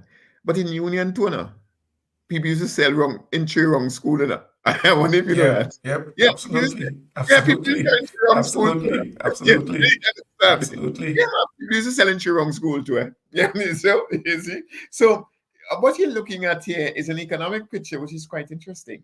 You understand? Because, right, uh, that storm has impacted not just infrastructurally, you understand, as regards the school, but the overall economics as well. Yeah. In other words, we have to spend money economically to rebuild the schools. You understand? But the question you ask, or the issue you want to highlight, is how school reopening affects people's personal life and the small little businessman who or business lady who does her trade and who whatever else. You understand what I'm saying? And in Union, kind of Miss Matty used to say she should okay get on and she can That's just it take for a her. big What she will do? What she will do? yeah, Because she even used if to she still has the trade and she's now on the mainland, chances are she to find a school to go and sell by is going to be a problem. So she yeah. now has to look for a different source And of I'm trying to income. think, Yeah. yeah. Yeah. So Yeah. it's a really interesting question, and I'm glad you raised it. You know, we are running out of time, and Val Tucker asked a question about hallucination. I wonder if you could find it so that we can all Yes. listen. Valtoka had asked. It's right there. Right? Um, yeah, the vision thing, right? Is it hallucinations because their heads are tied? Cut off. I've heard that. I've heard that. That the tying of the head and so on cut off the circulation. Yeah. Well, there are several things here, and the first is most important. The first is this: everything was done to discredit that religion. We must understand that, and this was one of those things which was used to try and discredit it, right? Sometimes people used to say when Miss Peniston says she have a vision, a drunk she drunk as a rum she wa. You understand? And things like that. But everything was done to no, it's true. It's absolutely I true. know. I'm laughing, but I know. I'm fully aware. I'm fully aware, I Richard. remember this as a child. So that's the first thing that we must remember, that everything was done to discredit this religion, including this thing that their head was tied to tight. But my understanding is that the first thing that when your head tied to tight that's happening is a headache and not necessarily a vision. You understand what I'm saying? That's the first thing that happens to you.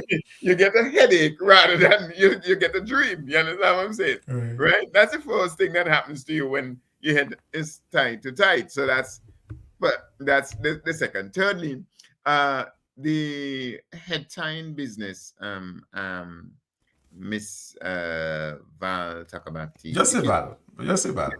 right, if you look carefully, the head tying thing is an African thing, you know? So the whole Africa supposed to be hallucinating right now.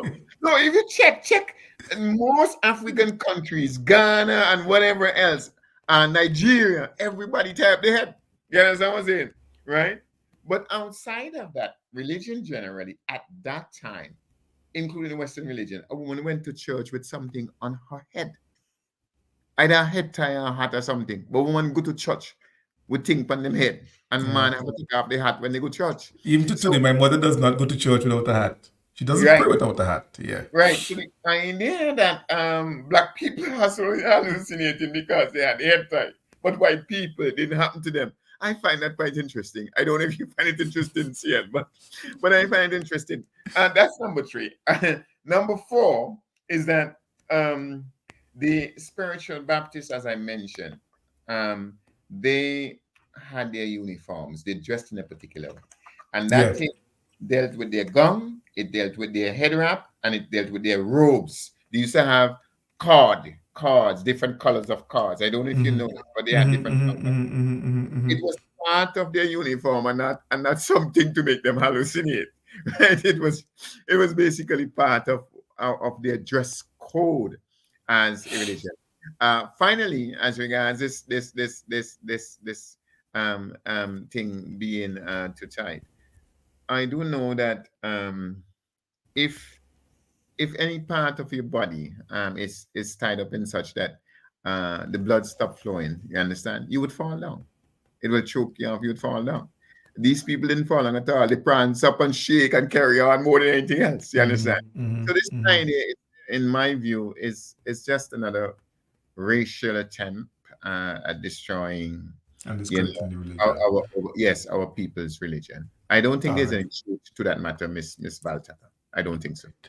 Well, Richard, it's been a pleasure to have this afternoon. I really enjoyed this afternoon, this evening's program. It was really a pleasure having you as always, and I trust that our listening and viewing audience enjoy this program as well. Next week, we are going to we should be having, but I'll confirm it later on this week. But next week we should be having our friend James Snyder on the program to look at the new UK government and what the diaspora or what immigrants rather can expect to be different from the new government. I heard the Prime Minister saying that the budget coming in October is going to be a painful one. So I guess there'll be no joy coming in October, and people in the UK are bracing themselves for some very very tough times ahead. And as a country that has a significant Vincentian and Caribbean diaspora, you can expect that any measures that are up here that they impose up here would, if they're negative, they would also negatively impact us in the Caribbean. So that's next Sunday. We should be having James, and if that changes, I'd let you know, of course, beforehand. But for now, we should be having James on the program next Sunday evening. Richard, again, Yeah, sorry, thank you so much. just before you go, allow me. I know we're gonna I have a don't want to special. go over 2 hours, because if I go over 2 hours, I Yeah, wouldn't be able to hold do on, certain things. Yeah, hold so go on. ahead. So, Miss Van Tucker, everybody, I will be coming to New York to sign your books. So, tell everybody to get theirs. I'll be coming Make there. sure you get your book, The Story of Pauline Bramble, by Richard Byron Cox. Make sure you get it on Amazon. Just type it in and get that book, so that when he comes to New York, you would be able to have your book signed and copied. Richard, thanks again so much for being a part of our program this evening. I look forward to having you next week again. Well, the thing is, you're the co-host, so once the program is on, you're on, and bringing this wonderful program to our listeners and viewers wherever they may be. Until next week, Sunday, when we are back with you with another program. On behalf of Richard, Sehon Marshall saying, have yourself a fantastic Sunday evening.